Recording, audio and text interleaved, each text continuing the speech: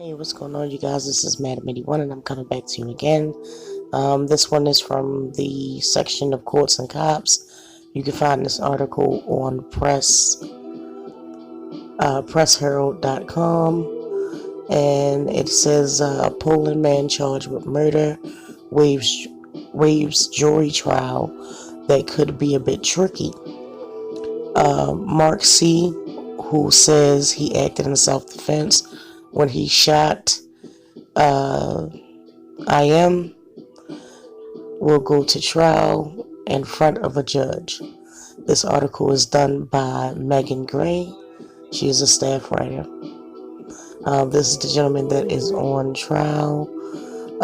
Mark C. Jr. in court in May waived his rights to a jury trial on Wednesday in the shooting death of his sister's boyfriend. Cardilli, who says he acted in self-defense, is charged with murder in the death of Muse, in March. A Poland man who says he acted in self-defense when he shot and killed his sister's boyfriend has decided to take the case to a trial before a judge. Mark C. Jr., age 25, is charged with murder in the death of Muse, age 22. He appeared at a Cumberland County courthouse on Wednesday for a brief hearing on pending motions in the case. Among them was the request to waive his right to a jury trial and have a judge decide the verdict instead. This is the gentleman that was murdered, Muse. The prosecutor from the Maine Attorney General's office did not object, and Superior Court Justice Nancy Mills allowed Cardilli to sign the waiver. The trial is scheduled for December.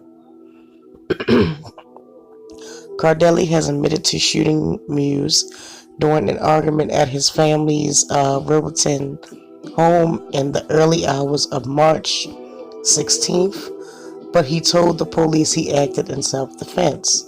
His attorney, Matt Nicholas, and Sarah Churchill did not explain in detail at the hearing or in motions why they prefer a bench trial. But Nicholas said in an interview that the defense team wanted to avoid any confusion on the legal questions at the heart of the case. Cardilli's attorneys will point to the both self-defense and defense of premises as justification for the shooting, which are both complaint ideas under Maine law. Apparently, it's a laws in Maine. It's sort of like I would say stand your ground.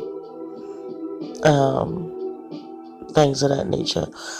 There's not a whole lot of factual disagreement about what happened.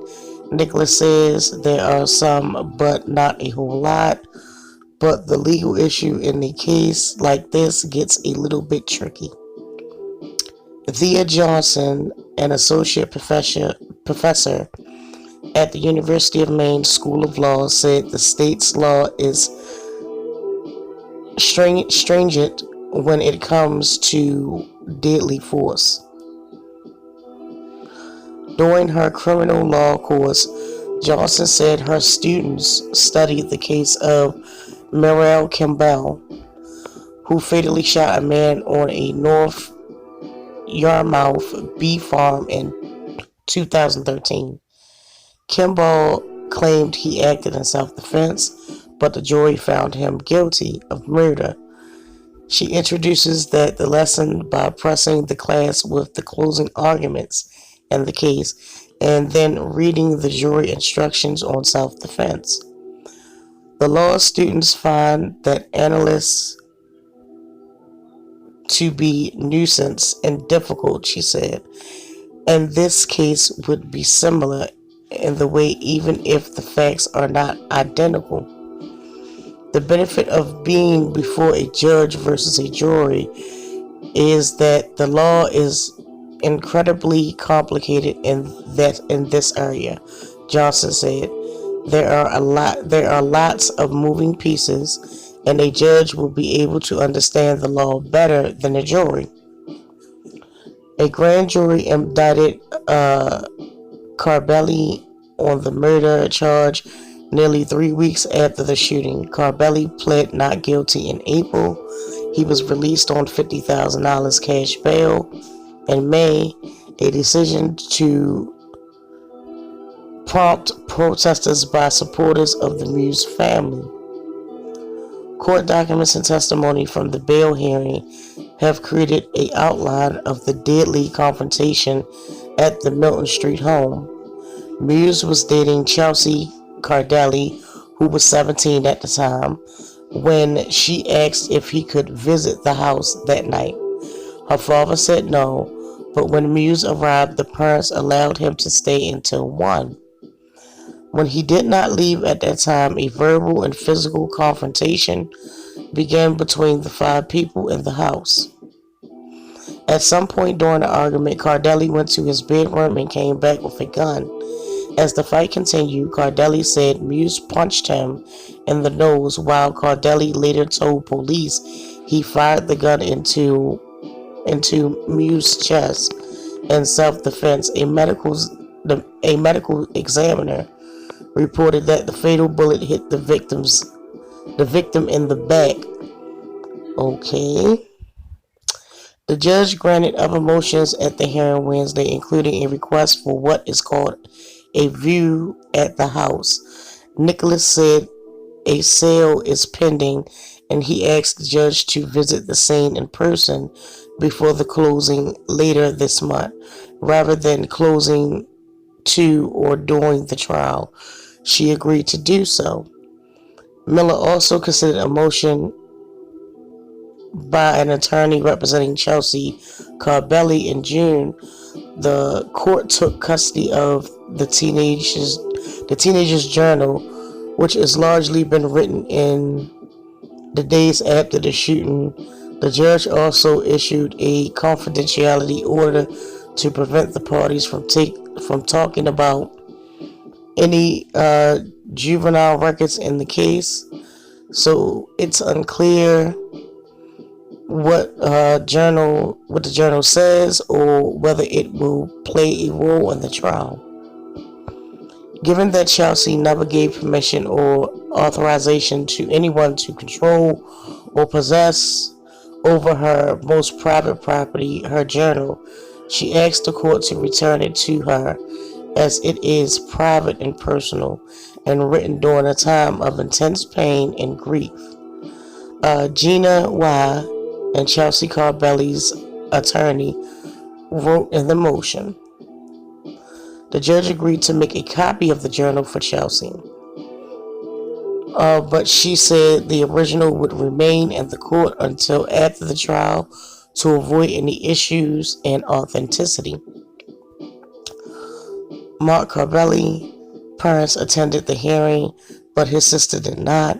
An advocate for the main attorney general's office sat on the side of the courtroom with 2 women representing the Muse family. The trial is scheduled to begin December 6th.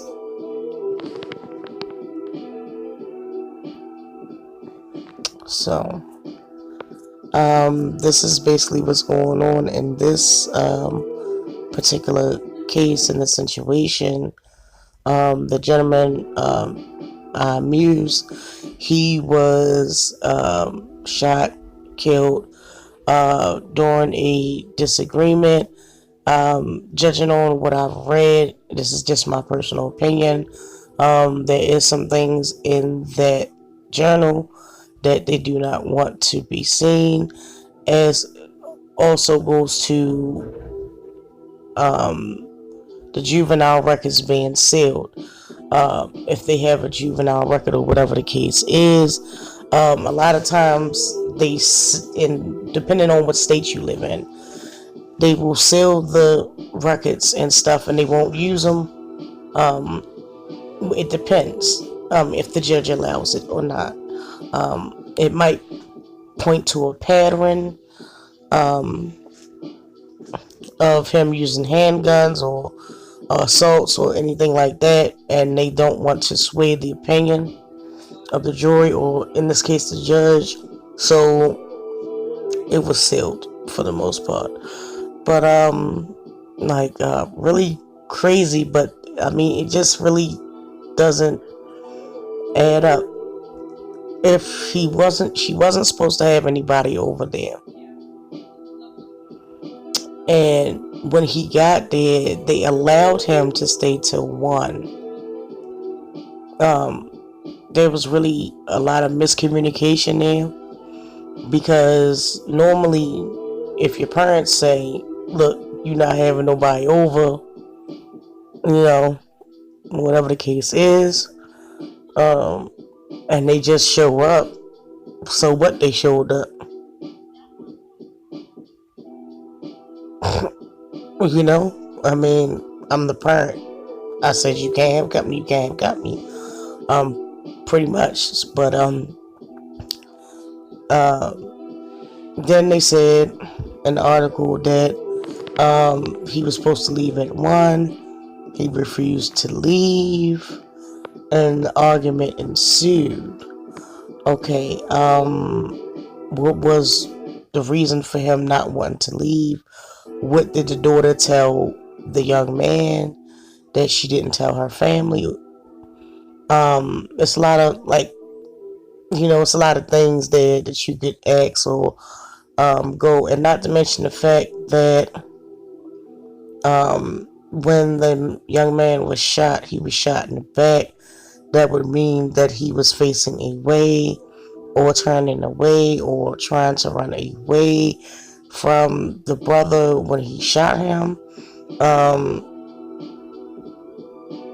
But you said you shot him in self-defense, but the shot entered in through his back. That's really suspect to me. But tell me what you guys think. Please drop down in the comments. Please let me know. Please like, subscribe, and share.